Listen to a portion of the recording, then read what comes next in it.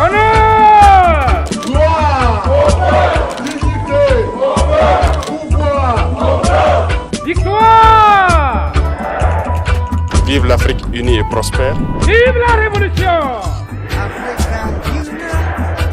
Madame, Monsieur, bonsoir. Bienvenue à votre numéro de Sur la brèche du jour, numéro qui reçoit Nathalie Yam. Un visage et un nom qui ne sont plus à présenter. Sa prise de position sur les questions de souveraineté et de libération des pays africains des griffes de l'impérialisme ont fait d'elle la bête noire de plusieurs puissances mondiales. Nathalie Yam séjourne actuellement au Burkina dans le cadre de l'inauguration du mausolée du président Thomas Sankara et ses 12 compagnons. Bonsoir Nathalie Yam, bienvenue. Merci. J'espère que le séjour se passe bien. Il se passe très bien. Je suis toujours très contente d'être de retour à la maison. Alors, super. Vous êtes né d'un père camerounais et d'une mère suisse. Vous avez d'ailleurs passé une bonne partie de votre enfance en Suisse avant de rejoindre le Cameroun où vous y résidez actuellement. Et vous avez fait des études en sciences politiques et en journalisme. Est-ce un choix délibéré ou un concours de circonstances? Un peu des deux, je dirais. Alors, effectivement, je suis née en Suisse. À l'âge de 8 ans, on est allé s'installer au Cameroun. Et j'ai vécu au Cameroun jusqu'à mon bac, jusqu'à mes 17 ans et demi. Et c'est vrai que quand je quittais le Cameroun, j'avais obtenu une bourse de l'État camerounais pour aller étudier. Je voulais faire traduction, enfin interprétariat en réalité. J'allais pour passer le concours de l'école d'interprétariat de Genève. J'avais choisi ça parce que je me disais que je serais au courant de tous les secrets qui se passent, toutes les choses qui se disent et qui ne laissent pas de traces. Que si j'arrivais à infiltrer le système, je serais au courant de choses qu'on ne lit pas dans nos livres d'école, qu'on n'apprend pas dans nos programmes scolaires. Malheureusement, en concours de circonstances, le billet qu'on avait acheté mentionnait le départ depuis la ville de Douala. Et moi, j'étais à Yaoundé. Et donc, quand on est arrivé à l'aéroport de Yaoundé, il n'y avait pas d'avion. Je suis arrivée trop tard en Suisse pour le concours. Oui. Et à ce moment-là, je me suis dit, est-ce que j'attends une année pour le représenter l'année prochaine? Et je me suis dit, non, je vais faire du journalisme et de la science politique. Je vais aller le faire en Allemagne. Et puis, voilà, le truc a pris son envol. En tout cas, vous avez mis le moyen pour réussir dans ce secteur qui aboutit à une carrière bien remplie, bien riche, une carrière inspirante. Vous avez occupé des postes de responsabilité dans plusieurs pays, l'Allemagne, le Nigeria en Afrique, la Côte d'Ivoire. Et en tout cas, dites-nous plus sur cette carrière dont je le disais, très riche et très inspirante. Oui, alors j'ai étudié sciences politiques et communication.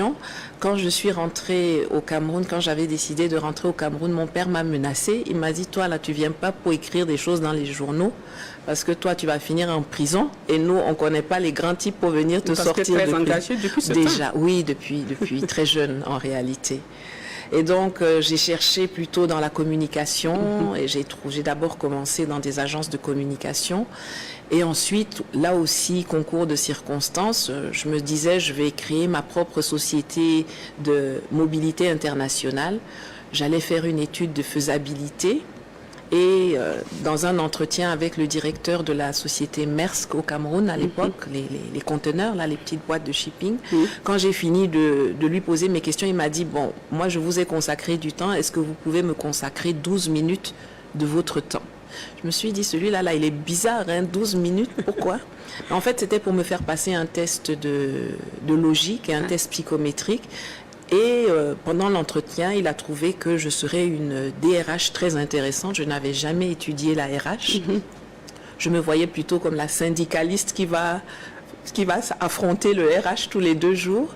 Mais je me suis dit, c'est un challenge, je vais essayer. J'ai accepté et puis j'ai embrassé une carrière effectivement assez impressionnante au niveau des RH, d'abord chez Maersk, au Cameroun, en Guinée équatoriale, puis au Nigeria et après chez MTN en Afrique de l'Ouest et sur toute la région. Donc aujourd'hui, si on parle de vous, on va dire que vous êtes journaliste, communicatrice et gestionnaire des ressources humaines. Oui, tout à fait. De carrière, en fait, j'ai beaucoup plus travaillé dans les RH que dans la com, jusqu'à ce que je décide en 2015 d'entrer dans le combat de changement des mentalités africaines à plein temps.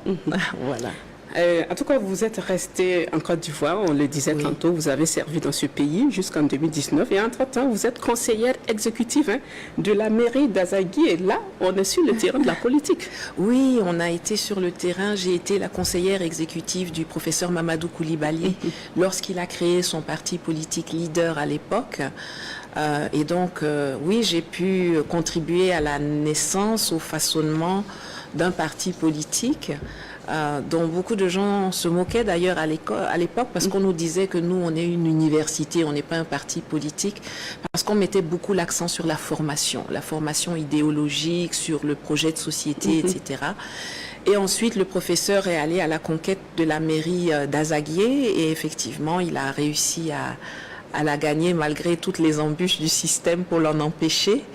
Et donc, j'ai continué de le conseiller aussi dans cette fonction jusqu'à ce que je sois expulsée de Côte d'Ivoire. Mais justement, qu'est-ce qui s'est passé pour que vous soyez expulsée de ce pays? Il y a eu ce divorce avec les autorités de la Côte d'Ivoire. Une situation qui vous a conduit, en tout cas, à quitter Bilim et Manu Militaro, le pays. Oui. Bon, avec le strict minimum, je précise. Tout à fait. J'avais rien sur moi. J'avais juste mon sac et mes habits. Quelles sont les raisons qui ont favorisé cette prise de position drastique? Je pense, bon, d'abord, j'ai jamais été vraiment en odeur de sainteté avec les autorités de Côte d'Ivoire, mais je crois que le déclenchement de cette radicalité, de cette outrance même dans l'action, est venu de mon passage au sommet Russie-Afrique de 2019, où j'avais été conviée à prendre la parole dans un panel, et j'ai dit quelque chose là-bas que je répète d'ailleurs depuis très longtemps. Je le répétais déjà quand j'étais en Côte d'Ivoire ou quand j'étais au Cameroun, mais je pense que le fait que ça se passe dans ce contexte-là avec des chefs d'État sur la scène internationale, ça n'a pas plu à tout le monde, notamment ni à Emmanuel Macron ni à Alassane Ouattara. Et donc, ils ont décidé de me faire partir de Côte d'Ivoire, ce qui était aussi, je pense, une façon d'essayer d'affaiblir le parti politique auquel j'appartenais et ce que je faisais sur le terrain. Et votre participation à cette rencontre de Russie vous a valu le surnom de la femme de Sochi, c'est ça? C'est ça, en fait. Jusque-là, j'étais plutôt la personne qui était dans l'ombre et c'est le professeur Koulibaly qu'on connaissait. Et quand on est revenu de Sochi, alors c'est vrai qu'à Sochi, c'est à moi qu'on a demandé de parler. Et parce que ça faisait longtemps, il y a beaucoup de gens qui pensent que je suis née politiquement à Sochi, mais ça fait très très longtemps que je porte ce combat. Et donc c'est en cette qualité de combattante reconnue qu'on m'avait invitée à parler. Et quand on est rentré en Côte d'Ivoire, les gens me regardaient comme ça. C'est vous la dame de Sochi? Et ça m'est resté, voilà. Dans votre biographie, Nathalie Yam, il y a ce point qui retient également notre attention. Porte-parole de l'ancien président ghanéen Raoul Lynx, est-ce que ce lien avec vous a un rapport dans ce combat que vous menez pour la libération de l'Afrique? On sait que ce président a longtemps porté ce combat. Ah, tout à fait. Je pense que c'est même ce qui nous a unis. Il disait toujours... je vais faire ta campagne, il faut que tu sois candidate. J'ai dit, changeons d'abord les choses en Côte d'Ivoire et puis après on va voir pour moi. On a été unis et on s'est trouvés sur ce combat-là qu'il menait lui depuis très longtemps. Il incarne le changement réussi que je souhaite au Burkina, au pays de l'AES et à tous les pays africains. C'est-à-dire qu'il a réussi à prendre en main un pays et à faire changer les mentalités sur le long terme. Il l'a fait d'abord sans élection et ensuite, une fois que la taille critique du changement de mentalité était atteinte, il est passé à des élections, il a transmis le pouvoir, enfin il a transmis le pouvoir à quelqu'un qui n'était même pas de son parti politique. Et depuis 1992 jusqu'à aujourd'hui, ces textes qui ont été écrits sous sa houlette, c'est son fondement qui a maintenu la paix et la stabilité au Ghana. J'ai eu beaucoup de chance de pouvoir côtoyer ce héros pour moi, d'apprendre à ses côtés. et de pouvoir aussi, comme il le disait parfois, l'inspirer dans ce qu'il voyait la suite du combat être incarné par moi et certains de mes camarades. En tout cas, si vous me le permettez, je vais dire que vous êtes devenue une panafricaniste, hors pair, bien adulée par la jeunesse africaine, mais craint à d'autres puissances, à d'autres niveaux. Alors, pourquoi est-ce que vous avez emprunté ce chemin-là de défendre la cause de l'Afrique? Vous parlez sans filtre, sans masque, on dirait même sans peur. Je pense que c'est l'Afrique qui m'a choisi. Je pense qu'on a des missions comme ça qu'on trouve. Certains d'entre nous la trouvent de leur vivant, d'autres pas. Mais j'ai toujours eu ça ancré en moi. Déjà depuis l'école, je suis quelqu'un qui est très sensible à l'injustice sociale, les choses comme ça. Je viens d'origine assez modeste et j'ai pu observer certaines choses. Et puis quand j'étais au lycée, je me rendais compte que ce que j'apprenais, j'étais beaucoup plus littéraire, histoire, géo que mathématiques. Oui. Mais quand je me regardais les cours d'histoire, de géographie, ce qu'on apprenait, c'était pas nécessairement ce que mes gens me racontaient à la maison ou dans le village. Et j'essayais de trouver pourquoi eux, ils racontent quelque chose que nous, on n'apprend pas. C'est comme s'il y avait du maquillage quelque part. Oui, il y avait un truc pas clair à l'époque. Et donc, je commençais à fouiller, je lisais beaucoup. Et plus j'apprenais, surtout de la transmission orale par les témoignages des gens qui ont vécu ces époques-là, plus j'avais un sentiment de révolte parce que je me rendais compte qu'en fait, ça n'avait pas changé, malgré tous les sacrifices faits. Et donc, vous savez, quand à un moment, vos ambitions et vos rêves pour l'Afrique sont tellement grands, ils annihilent la peur. À un moment donné, quand on s'engage dans ce combat, on sait que ça sera rude. Je ne pense pas qu'on peut se laisser guider par la peur. Après, il faut pas être naïf non plus. Il y a des dispositions à prendre, mais ma seule crainte, en réalité, c'était qu'il m'arrive quelque chose quand mon fils était encore jeune. Maintenant, c'est un homme. Il a 26 ans. Il peut se gérer. S'il m'arrive quelque chose, il saura continuer sa vie. Est-ce qu'il a emprunté le même chemin que vous, votre fils? Mon fils a, d'une certaine manière, parce que chacun a sa façon de faire le combat, c'est un énorme soutien pour moi. Les discussions que j'ai, quelqu'un qui est très, très futé, très intelligent et très rationnel, très pragmatique. Et il a choisi, pour l'instant, il est dans le monde corporate, comme moi j'ai commencé dans le monde corporate, il y est. Il subit les conséquences d'être le fils de Nathalie Yamb, parce que quand on google mon nom, ce qu'on trouve là-bas ne permet pas nécessairement d'avoir une carrière tranquille dans certains environnements, mais il l'assume totalement. Et il est très fier et contribue à sa manière à ce combat, oui. En tout cas, vous êtes fait beaucoup d'ennemis, et pas mal, pas de moindres, dans plusieurs milieux. Vos prises de position depuis la guerre de l'Ukraine n'ont pas plu à tout le monde. Alors, on vous taxe d'être à la solde des pays comme la Russie. Vous êtes déclaré persona non grata en France. Quelle explication vous donnez à tout ça? Je crois que c'est surtout dû à l'arrogance et au mépris que les gens ont envers les Africains. On se dit que nous, Africains, on n'a pas le droit de parler des choses des autres. Pourtant, tout le monde vient parler dans nos choses.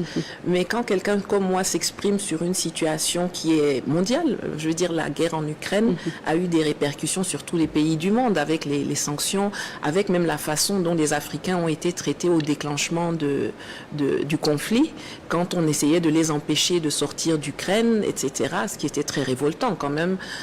Mais on se dit, oh, mais les Africains, là, qu'est-ce qu'ils viennent parler dans les choses des autres, les choses des Occidentaux, ça les regarde pas.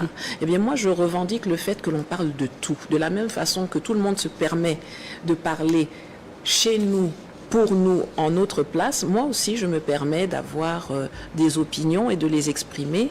Alors, effectivement, à l'époque où la guerre a commencé, j'étais encore principalement en Occident, en Suisse. Et donc, c'était pas le fait de rappeler la vérité historique était vu comme quelque chose, oui, mais tu soutiens la Russie, mais non, mais je soutiens l'histoire. L'histoire nous apprend des choses, les faits nous apprennent des choses. Maintenant, si vous essayez de les tourner, alors on dit, oui, mais elle a le même narratif que les Russes, mais j'ai le même narratif que tous ceux qui ont appris l'histoire. On nous a appris que c'est l'Union soviétique qui a gagné les guerres. Oui. C'est eux qui ont eu 27 millions de morts pendant ce truc-là. Et subitement, en 2022, on doit dire que non, mais c'est pas le cas. Bon, moi, je suis pas comme ça. Vous vous exprimez sans filtre, sans ambiguïté. Oui. Vous tirez à boulet rouge sur l'impérialisme, un narratif qui parle aux Africains. Alors, vous défendez dans vos combats la cause de l'Afrique, la souveraineté. Est-ce qu'aujourd'hui, vous percevez des signes qui tendent à indiquer que le bout du tunnel est proche? En tout cas, je pense qu'on est dans le tunnel et qu'on avance. Et c'est la seule chose qu'on peut faire. On ne peut pas reculer. Et effectivement, je trouve que je suis bénie de pouvoir observer comment le combat prend de l'ampleur et qu'il y ait des gens, notamment ici au Burkina, au Mali et au Niger à côté, qui ont pris leurs responsabilités et qui concrétisent ce que nous prêchons depuis plus d'une vingtaine d'années. Aujourd'hui, on se rend compte que les consciences s'éveillent grâce à Internet, grâce à la télévision. Ici, les messages se diffusent. Les gens commencent à construire un esprit critique.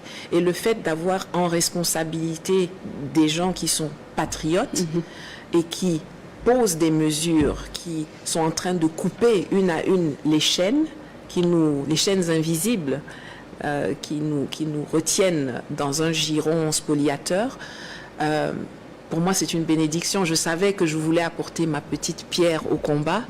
Je ne savais pas que j'aurais la grâce de pouvoir être témoin et un peu partie prenante de ce changement colossal, il faut le dire. Même si certains pensent que ça ne va pas vite, mais c'est colossal. Ce qui est en train de se faire depuis 2-3 ans, c'est majeur. Donc on a affaire à une jeunesse de plus en plus consciente des enjeux et des défis à relever. Mais en face, il y a l'autre côté. Est-ce que vous pensez qu'il y a des signes de crainte, de peur et que demain les choses vont changer en leur défaveur?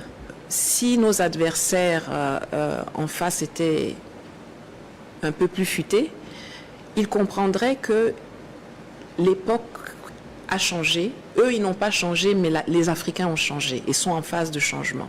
Et qu'il faut donc maintenant cesser de nous voir comme leur possession et nous regarder comme d'éventuels partenaires qu'on respecte. On demande le respect de nos personnes en tant qu'humains, le respect de nos intérêts. Vous venez chez nous prendre nos ressources. Vous avez besoin de nos ressources. C'est très bien. Nous aussi, on a besoin de nos ressources. Vous prenez nos ressources pour aller développer nos pays. Nous disons, nous voulons garder d'abord nos ressources pour nous développer, puisqu'il y a un gap entre vous et nous. Mais pour eux, c'est quelque chose de... Je pense que c'est le mépris, le racisme, l'arrogance qui fait ça. Ils n'ont pas de problème à aller négocier des tarifs, de payer les mêmes marchandises qu'ils viennent prendre chez nous. Au Kazakhstan, par exemple, quand le Niger a fermé l'uranium, Orano, et a arrêté de les livrer, ils sont allés au Kazakhstan et là-bas, ils payent l'uranium au prix du marché. Il ne leur est pas venu à l'esprit de dire, OK, j'ai exploité le truc au Niger depuis 30-40 ans. J'ai volé, j'ai pillé, j'ai pris à moindre coût. Je comprends que c'est fini maintenant. C'est avec eux que je vais discuter et je vais leur acheter donc dorénavant l'uranium au prix du marché. Ils ne l'envisagent pas parce que pour eux, c'est leur uranium. Et tout leur modèle de prospérité, de croissance est basé sur deux choses. La gratuité de nos ressources et la non-mise en concurrence sur nos marchés. Dès lors qu'on introduit ne serait-ce qu'un peu de concurrence, tout s'écroule pour eux et ça devient compliqué. Les Anglais ont été un peu plus futés. À un moment donné, ils ont compris que leurs anciennes colonies ne pouvaient plus rester colonies ad vitam aeternam mais devaient devenir des marchés, des clients, des partenaires. Et donc, eux ont mieux géré cette transition. Les Français, pour eux, sont encore chez eux, chez nous. On a longtemps dit, et on continue de le dire, que l'impérialisme use de stratagèmes pour continuer à piller nos États, pour maintenir ces États-là dans la dépendance. Est-ce que vous ne pensez pas qu'ils vont revenir avec d'autres stratégies, d'autres moyens voilés, pour justement continuer leur basse besogne? En fait, c'est toujours le même mode opératoire qu'ils ont. Ils le déroulent et ils l'ont déroulé à chacune des étapes.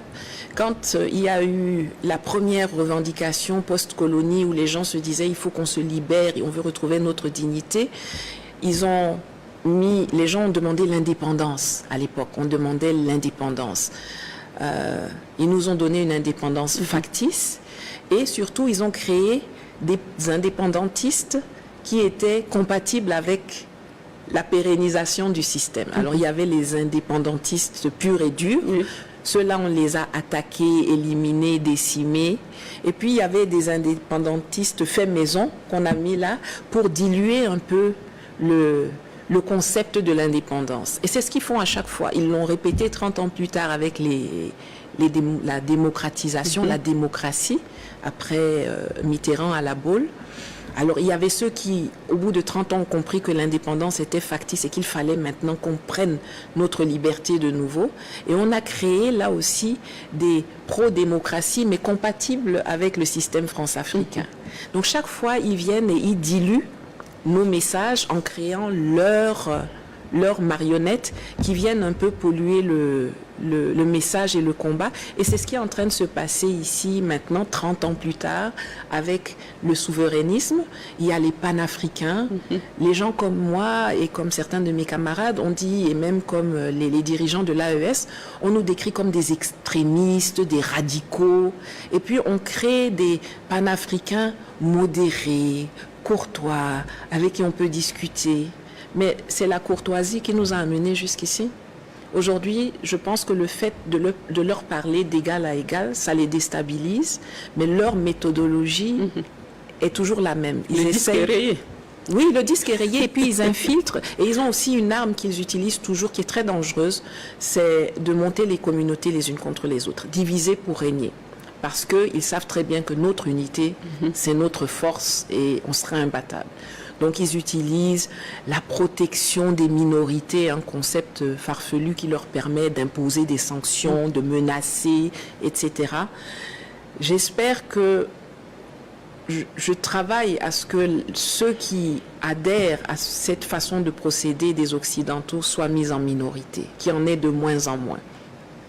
J'espère, et je profite d'ailleurs d'être ici et de discuter avec vous pour dire aux gens, vous n'êtes pas obligés de soutenir à 100% ce que le président Traoré, le président Tiani, le président Goïta font. Mais de grâce, n'allez pas vous mettre au service de ceux qui sont en train de les combattre. Si vous n'êtes pas d'accord, restez dans votre coin, exprimez-le, mais n'allez pas faire le jeu de l'ennemi, parce que c'est nous tous qui allons perdre, c'est vos enfants qui vont perdre. Eux, ils prospèrent et nous, on reste ancrés dans la pauvreté, dans la misère, dans l'aide publique. Avec toutes les ressources qu'on a, on n'a pas besoin d'aide. On a besoin d'intelligence, de patriotisme, de rigueur, et on rattrapera le retard très très rapidement. Alors on va dire que ce combat contre l'impérialisme a longtemps été porté par des prédécesseurs à l'image de Thomas Sankara, cette icône du panafricanisme africain. Il a été froidement assassiné en octobre 1987. On sait qui est derrière ça.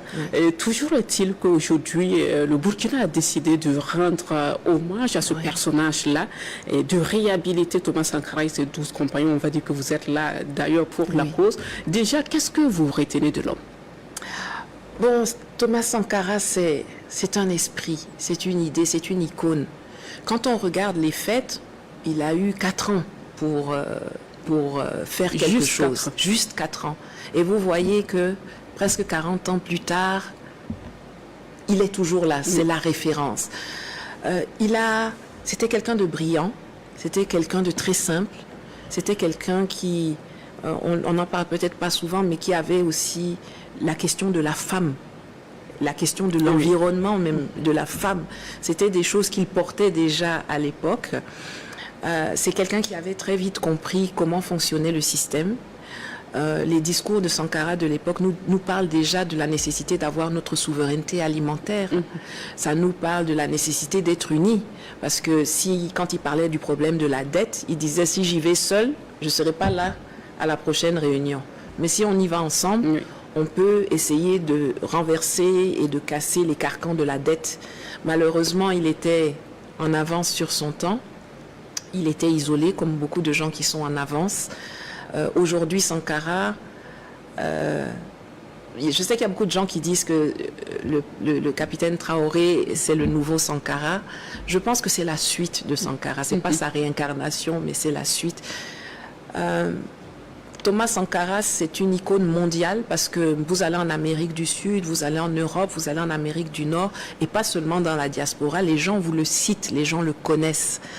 Il incarne la dignité, la justice, il incarne le juste combat et il incarne aussi la violence du système impérialiste qui élimine les gens et qui continue d'ailleurs d'être violent parce que on nous a dit ici à Ouagadougou qu'on allait donner les archives, qu'on allait tout mettre sur la table. On a transmis les archives qui leur convenaient, mais il y a d'autres archives qui sont encore sous clé là-bas à l'Élysée qu'on ne donne pas. Donc Thomas Sankara, si on doit donner l'incarnation de notre combat, c'est la figure qu'on cite en réalité. Donc on va dire que son assassinat a brisé le rêve de toute une génération, de tout un peuple, de toutes ces personnes opprimées, de toutes ces personnes prises de liberté. Ils ont pensé briser le rêve. Ils n'ont fait que le ralentir. Et il renaît aujourd'hui beaucoup plus fort, de façon beaucoup plus assumée.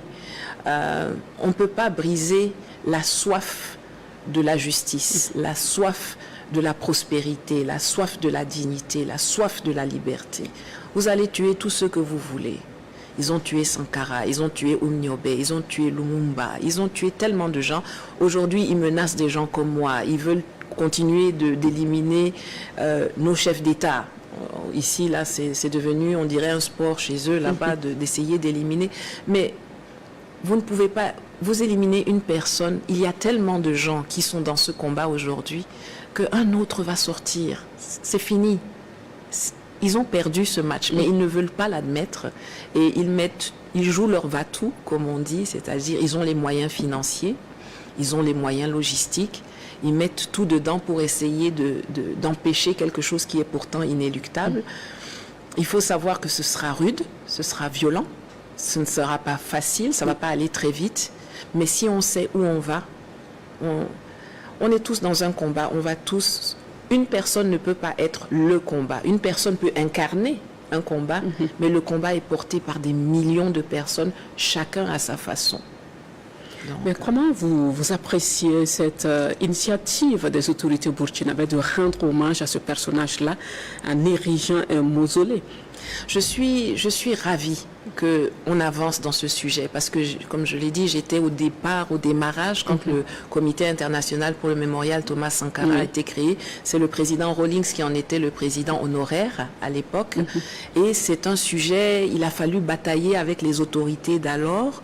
Je veux quand même les remercier parce qu'ils nous ont donné à l'époque le site du Conseil de l'Entente. Déjà ça, c'était pour nous une grosse victoire de pouvoir utiliser ce site de la honte et d'en faire un mausolée, un espace qui racontera l'histoire, qui portera le combat.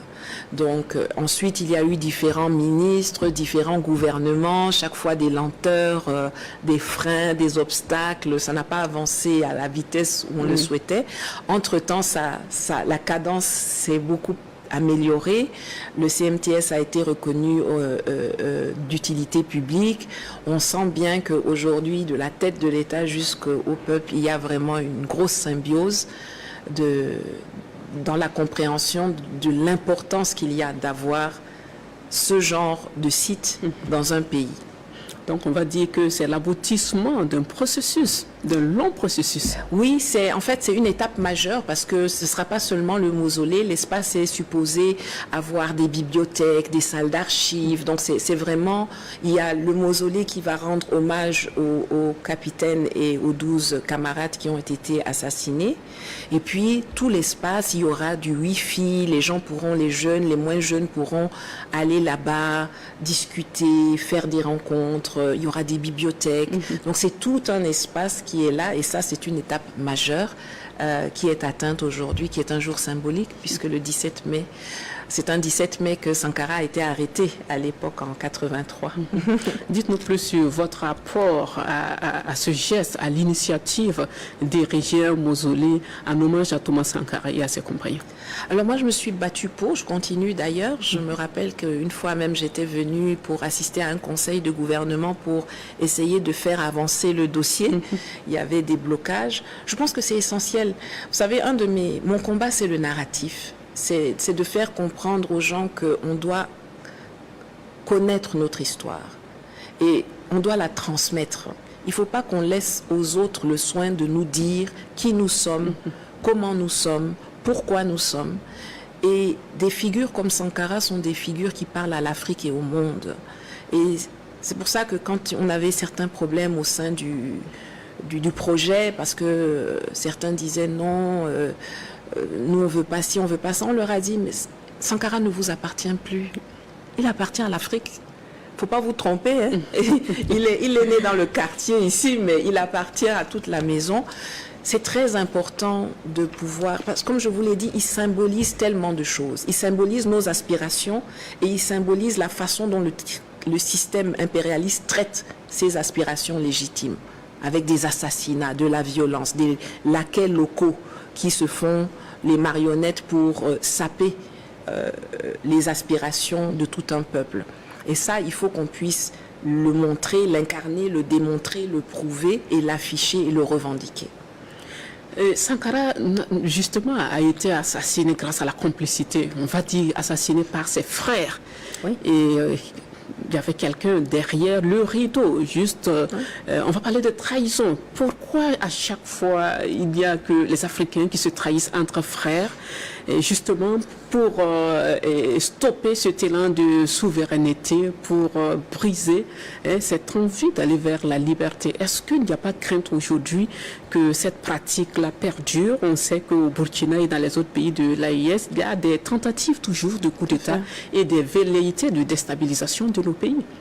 Oui, bon, c'est leur art à l'extérieur, c'est diviser pour régner chez nous. Je pense que ça perdure parce qu'on ne sanctionne pas suffisamment la trahison. On parle de trahison, de haute trahison, on les utilise comme concept, mais je crois sincèrement qu'il faut que la trahison soit sanctionnée de façon sévère et rigoureuse, exemplaire, pour dissuader ceux qui seraient tentés de continuer à faire ça.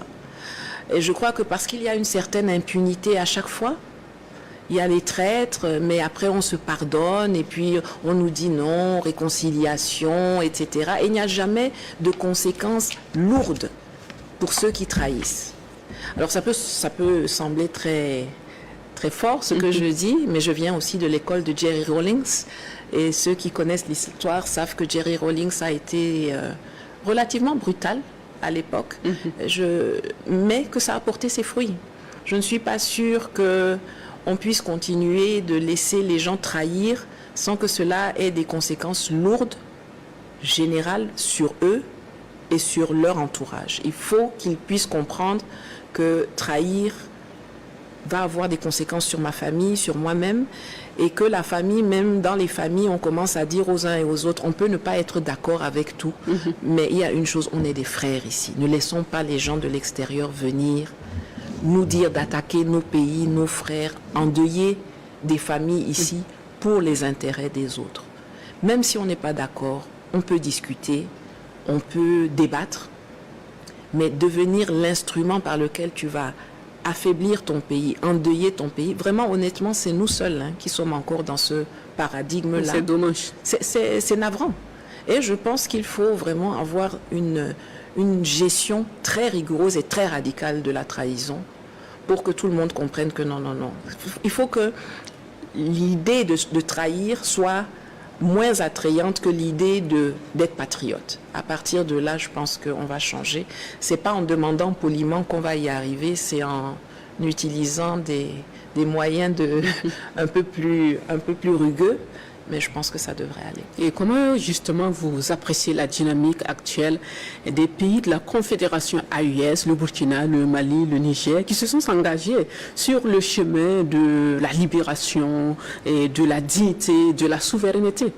Pour moi, c'est une fierté ce qui est en train de se passer. C'est une fierté de voir et une bénédiction, je l'ai dit tout à l'heure, de voir qu'il y a des gens, il y a 3 pays en Afrique qui sont géographiquement voisins, ce qui est une force, parce que mener ce combat seul, c'est pas simple.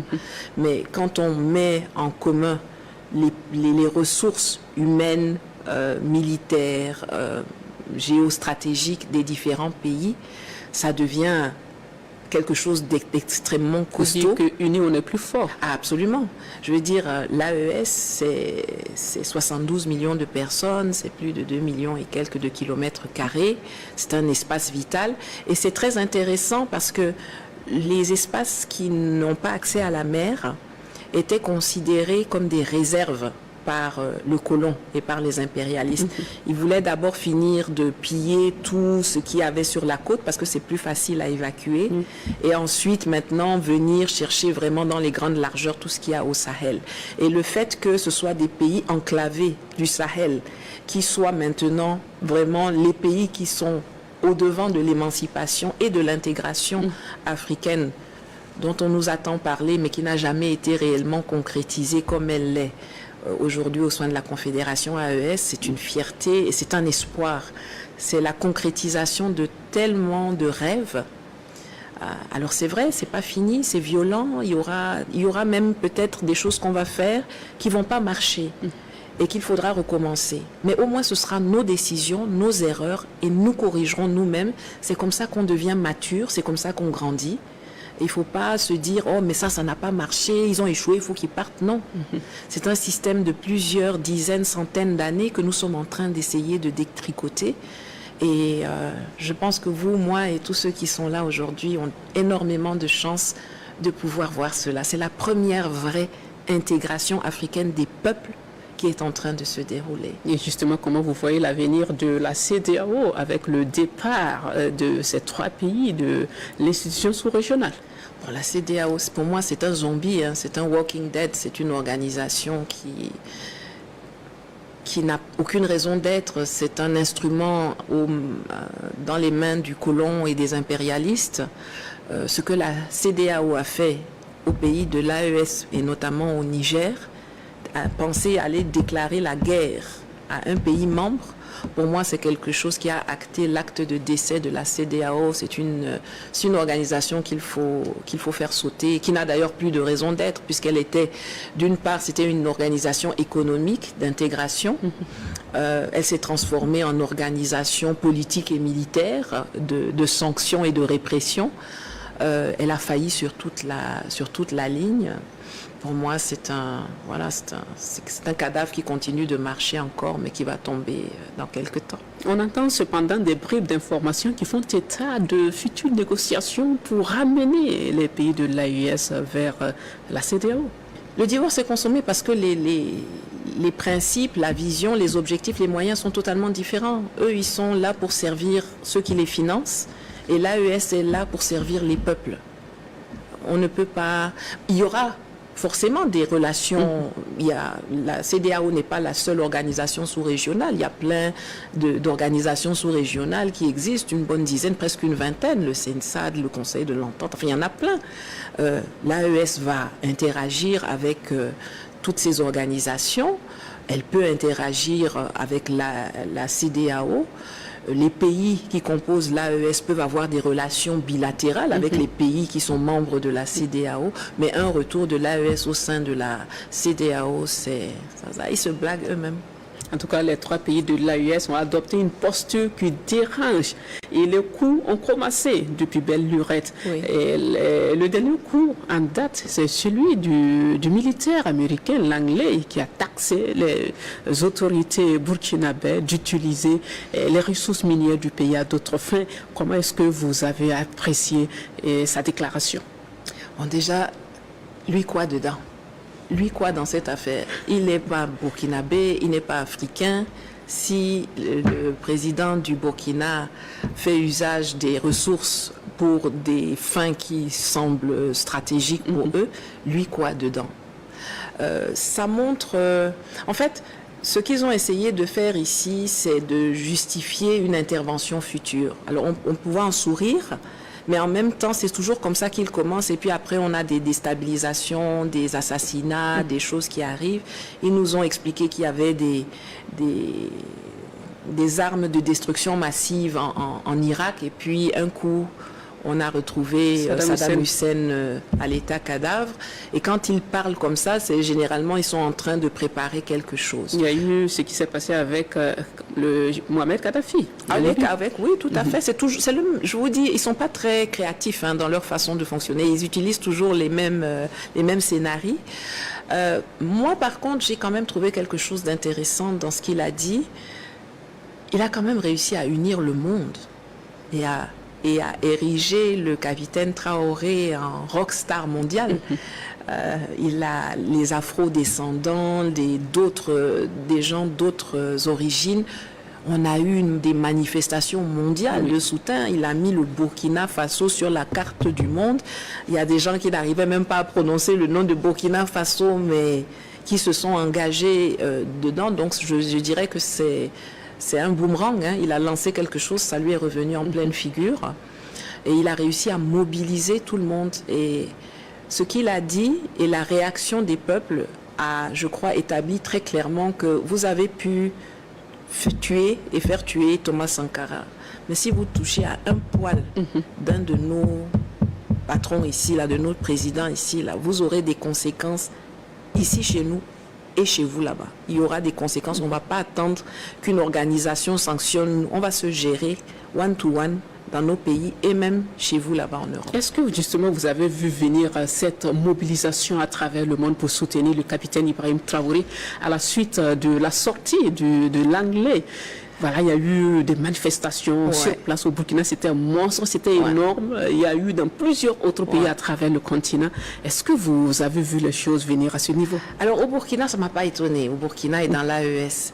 Mais le fait que ce soit partout, je dois avouer que j'ai été surprise et ravie.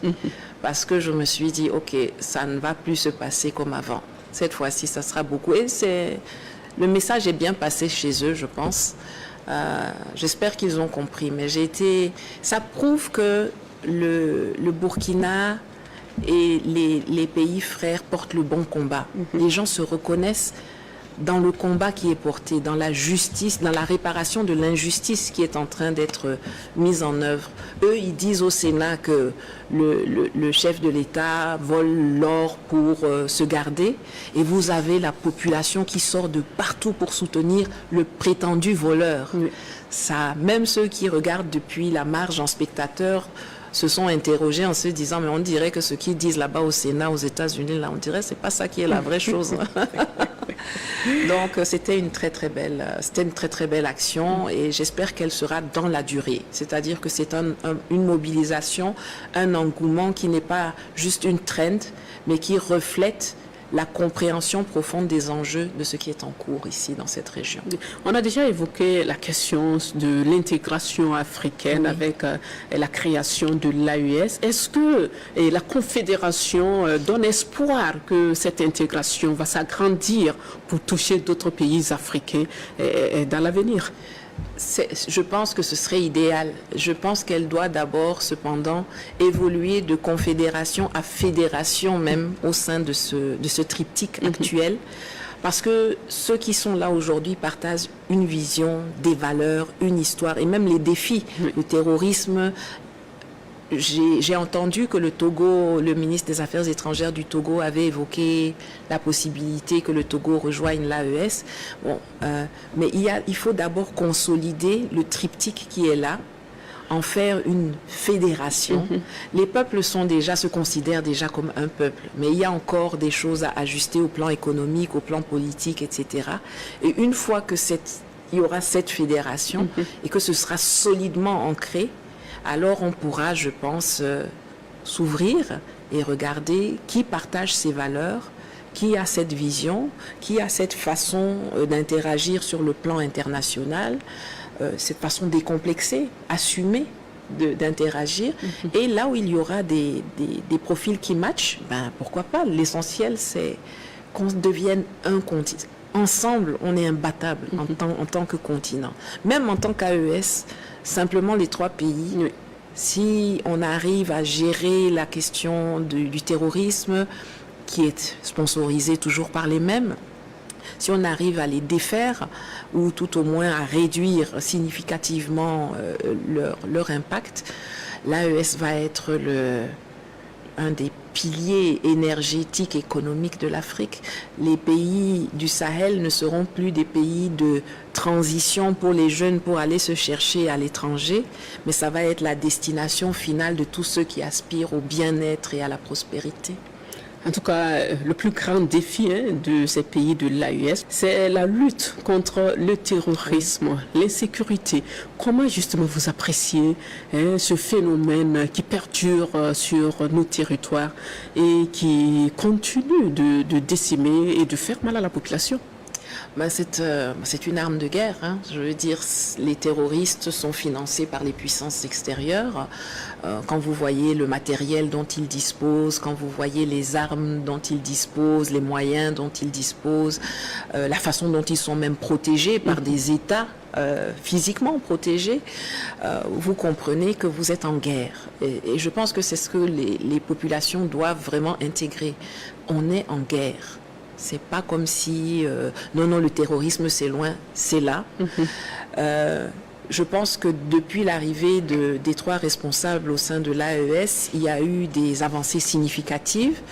Je crois que le fait de déclarer l'AES théâtre confédéral des opérations va nous faciliter certaines réponses, que la création d'une armée confédérale et peut-être le recrutement de soldats va nous permettre d'accroître la pression pour vraiment les chasser, les bouter hors de nos frontières.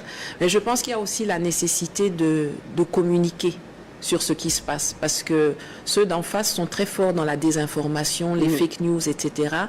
Et ça aussi, ça déstabilise les populations, ça inquiète, ça propage la peur. Et je pense qu'en termes de communication de guerre, il y a des choses à faire pour améliorer, des choses à améliorer sur ce terrain-là qui vont permettre non seulement de désamorcer les narratifs, mais aussi de calmer un peu les populations par rapport à ce qui se dit. Est-ce que vous avez une proposition concrète à nous faire à ce niveau précisément? Non, je pense que les responsables, les chefs d'État doivent admettre que la communication, c'est une arme de guerre. Et donc, elle a besoin de moyens. On met les moyens dans les armes physiques, dans l'acquisition de drones, de missiles, etc. C'est essentiel. Mais il est essentiel aussi de dégager des moyens significatifs pour permettre à la communication d'être l'instrument d'attaque et de défense qu'elle est. Les autres ne se gênent pas. Ils mettent des millions d'euros. Ils vont chercher des ambassadeurs, des généraux, ils phagocytent les réseaux sociaux, ils nous censurent sur des réseaux sociaux. Donc, il faut que nos États puissent comprendre que la communication a aussi besoin de moyens pour être efficace, pas seulement dans la défense et la réaction, mais dans l'attaque. Il faut que ce soit nous qui imprimions le tempo et que ce soit eux qui soient en train de de réagir. D'accord. Dans cette guerre de libération de nos territoires, les trois pays ont décidé de diversifier leur partenariat stratégique. Et vous savez que la Russie se positionne comme un partenaire stratégique aujourd'hui. Comment vous appréciez cette collaboration entre le pays de Vladimir Poutine et les pays de l'AES? Aujourd'hui, l'alliance avec la Russie est stratégique pour nos pays. On a de l'argent, on veut acheter des armes. On nous refuse de nous vendre. Nos partenaires, ceux qui étaient en charge depuis plus de 60 ans, soi-disant, de notre sécurité, nous ont laissés avec des armées qui étaient ridiculement équipées, qui n'avaient pas de munitions, qui n'avaient pas d'armes. Quand on est en guerre, si on n'a pas d'armes, on part perdant. La Russie nous permet d'acquérir des armes, d'acquérir du renseignement. Mais le but, c'est d'avoir des partenariats stratégiques avec tous ceux qui respectent nos principes. Si tu respectes nos principes, si on a une même façon de fonctionner, si on a des adversaires communs, on peut avoir, ça peut être la Russie, ça peut être d'autres pays. On essaye de nous complexer en disant, mais vous quittez un maître pour arriver chez un autre. Aujourd'hui, après tant d'années, j'ai du mal à discuter de ça parce que je dis aux gens, bon, à défaut, connais ton histoire. Je veux dire, l'Union soviétique n'a jamais colonisé un pays africain. La Russie était présente en 1884-1885 à Berlin, lors de la conférence de Berlin. Elle était là-bas, elle n'a pas choisi un seul morceau du continent africain pour elle. Les autres ont pris, se sont partagés le continent, elle n'a rien pris, ça ne l'intéressait pas. Dans les années d'indépendance, c'est la Russie qui a été l'Union soviétique qui a été aux côtés des mouvements indépendantistes qui les a soutenus. Quand les indépendances ont été acquises, elles ne sont pas venues s'installer en disant « bon, c'est nous qui vous avons aidé, on veut être là ». C'est un partenariat stratégique. Les Russes ont leur point focal qui est plus vers l'Europe de l'Est, l'Asie, mais ils ont compris qu'on est dans le même challenge et aujourd'hui, pour eux, on est un partenaire stratégique. Pour nous, ils sont un partenaire stratégique. Il n'y a pas de monogamie dans cette affaire. Il peut y avoir de la bigamie, de la polygamie. Tous ceux qui respecteront nos positions, nos valeurs, nos principes et nos intérêts peuvent discuter avec nos États. Alors, vous avez sans doute suivi l'actualité sur le déplacement du président du Faso, le capitaine Ibrahim Traoré, à Moscou pour la célébration du 80e anniversaire de la grande victoire russe contre le nazisme. Sous quel prisme avez-vous observé ce déplacement? Ah, mais j'étais très contente qu'il soit allé à Moscou, qu'il ait été invité et qu'il ait pu participer parce que ça montre que le Burkina Faso et par extension l'AES, puisqu'il portait son uniforme et il y a le Faso et il y a l'AES de chaque côté, est reconnu comme non seulement historiquement comme représentant de pays qui ont participé à la guerre. Nous avons perdu des anciens dans cette guerre et ceux pour qui nous nous sommes battus nous ont exterminés par la suite. C'est-à-dire que nous, on s'est battus, nos soldats, on les appelait les tirailleurs sénégalais, mais ils venaient de toute l'Afrique. Ils sont allés, ils ont combattu les Allemands pour la France et au moment de la libération de la France, on nous a d'abord invisibilisés en public quand il y avait les parades de la victoire et on nous a renvoyés à ceux qui réclamaient leur solde. Là, on les a envoyés à Tiaroy, on les a massacrés là-bas. On fait comme si on n'avait pas eu de rôle à jouer dans cette guerre. Mais on a eu un rôle à jouer. Un très grand rôle. Et je pense que l'invitation du capitaine Traoré, c'est la reconnaissance par la Russie qui a eu à payer, comme on l'a dit, le prix le plus fort sur cette guerre, du fait qu'il y avait aussi des Africains, ça nous honore.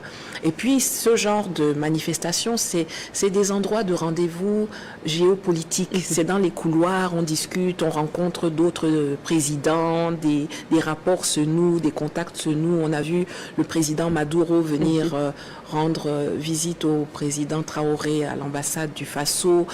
C'est pas seulement la cérémonie en tant que telle, c'est tout ce qui se passe autour qui est très intéressant. Okay. Alors Nathalie Yam, l'actualité toujours au sein de l'AES, c'est la suspension, c'est aussi la suspension des activités des partis politiques au Mali. Est-ce que vous pensez que le timing est parfait? Je pense que ça aurait dû être fait beaucoup plus tôt. En réalité, je le dis de façon d'autant plus décomplexée que je vous ai dit tout à l'heure que j'ai contribué à créer un parti politique en Côte d'Ivoire en 2011. Je crois que les partis politiques, c'est pas que je suis convaincue même que les partis politiques sont des instruments qui permettent la déstabilisation de nos pays. J'étais très satisfaite quand les partis ont été dissous, aussi bien au Mali qu'au Burkina qu'au Niger. Je pense qu'il y a eu un petit flottement, surtout au niveau du Mali, parce qu'à un moment donné, on a vu réapparaître la ligne élection dans le budget de l'année prochaine, enfin de cette année, et que ça a donné des idées aux partis politiques de se dire « Ah ben ça y est, on peut de nouveau se mettre là-dedans ». Je pense que quand on est en guerre, on n'a pas à avoir de partis politiques qui discutent. Il y a plein de pays sur cette terre qui n'ont pas de partis politiques et pourtant ça ne gêne personne. Je veux dire, Donald Trump vient d'aller en Arabie Saoudite. Il n'y a pas de partis politiques là-bas. Et pourtant, c'est des pays qui prospèrent.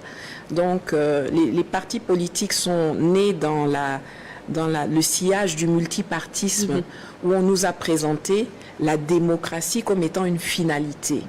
Mais la démocratie, d'abord, ce n'est pas les élections. La démocratie, ce n'est pas les partis politiques, c'est le gouvernement du peuple, par le peuple et pour le peuple. Et troisièmement, la démocratie, c'est un moyen. La finalité, c'est l'amélioration des conditions de vie des populations. C'est l'enrichissement des populations, c'est la sécurité des pays. Il y a différents moyens d'y parvenir. On a essayé la démocratie et les partis politiques pendant 30 ans. On a vu là où ça nous a amené, dans le terrorisme, la déstabilisation, la pauvreté. On va chercher quelque chose d'autre. On va créer notre modèle. D'accord. Le combat pour la souveraineté, c'est aussi la monnaie AES. Est-ce que vous pensez que le sujet est toujours d'actualité? Oui, je sais qu'il est d'actualité. D'ailleurs, les chefs d'État le disent et le répètent. Simplement, quand on crée une monnaie, ce qui fait la force d'une monnaie, c'est la confiance. C'est la confiance que les gens ont en cette monnaie. Donc, il y a un contexte à mettre en place. Il y a des mesures à prendre. Il y a des pièges à anticiper, puisqu'on a déjà vu ça. On a vu ce qu'ils savent faire. Donc, je prends souvent l'image d'un iceberg. Le jour où la monnaie arrive, il y a 80% du travail qui a été fait en dessous. Le travail est en train de se faire, mais on ne lance pas une monnaie comme si c'était un chantier séparé. C'est un chantier qui s'inscrit dans un écosystème économique, politique et sécuritaire. Alors, on me signale que nous sommes presque à la fin de l'émission. Mais on va vous permettre de répondre, de réagir par rapport à 2-3 questions d'actualité internationale. À l'Élysée, par exemple, en France, et vous avez entendu parler de cette audience accordée par le président Macron au président par intérim de la Syrie, un homme au passé djihadiste. Quelle a été votre appréciation? Bon, le patron et son employé se sont rencontrés. C'est les Occidentaux qui financent le djihadisme. Le même Al-Jolani, on a vu Donald Trump faire une photo avec lui il y a trois jours là-bas en Arabie Saoudite. Bon, c'est leurs employés. Quand on dit que les terroristes sont les employés des Occidentaux, il y a des gens qui crient. Bon, maintenant, au moins ils revendiquent ça, ils s'affichent. Ce sont tous les deux des terroristes. Il y en a un qui paye, il y a l'autre qui fait le sale boulot. Et puis, voilà. J'espère que maintenant, on ne va plus contester ces assertions qui sont faites de notre part et de celles des dirigeants de l'AES depuis très longtemps. Et quelle a été votre lecture de cette tournée du président Trump dans des pays du Golfe? Oui, je dois avouer que j'ai vu une image de lui devant le drapeau saoudien sur un grand écran. Et le drapeau saoudien est vert comme le drapeau de l'AES. Et je me suis dit, ça peut être nos pays qui sont dans cette position de force où les pseudo-puissants de ce monde viennent et puis il y a des grands messes économiques, ils viennent avec les patrons, pas avec les militaires, avec les patrons, et puis les contrats se discutent, et puis ceux qui les reçoivent sont là dans leurs habits traditionnels, avec leurs babouches, et puis c'est eux qu'on vient courtiser, et l'intérêt des populations est respecté de part et d'autre. Moi, ça m'a encore plus souligné la nécessité d'agir vite, d'agir bien, d'agir intelligemment pour profiter du moment géopolitique qui est là et qui permet des ouvertures pour nos pays. J'ai vraiment eu l'ambition de voir un jour l'AES organiser un forum AES, je ne sais pas quoi d'autre, où des gens viendraient de partout pour nous courtiser et qui produiraient des bénéfices pour nous d'abord et puis pour ceux qui viennent ensuite. Et c'est avec cette pensée qui nous fait un baume au cœur que nous refermons cette édition, ce Merci, numéro de Sur Monique. la brèche. Merci Nathalie Yam de votre disponibilité à répondre à toutes nos questions. Merci beaucoup de m'avoir donné l'occasion d'échanger avec vous et avec vos téléspectateurs. Voilà, Madame, Monsieur, merci à vous de votre attention à ce numéro. Ruth Binet-Ouattara vous retrouve très prochainement pour d'autres numéros de Sur la brèche. À très bientôt sur la RTB. Bonsoir. Ade